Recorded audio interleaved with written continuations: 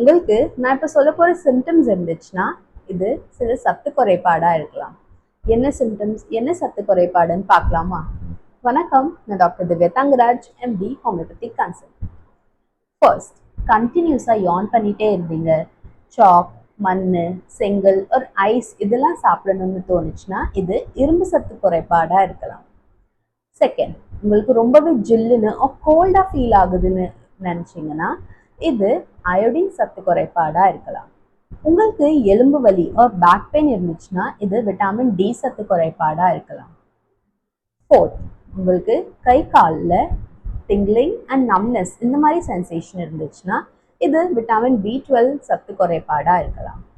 Fifth, அடிக்கடி உங்களுக்கு muscle pain வருதுன்னா இது மேக்னீஷியம் சத்து குறைபாடாக இருக்கலாம். ஸோ இந்த சத்து குறைபாடு உங்களுக்கு வரக்கூடாதுன்னு நினைச்சீங்கன்னா நீங்க கண்டிப்பா ஊட்டச்சத்துள்ள உணவு சேர்த்துக்கணும்.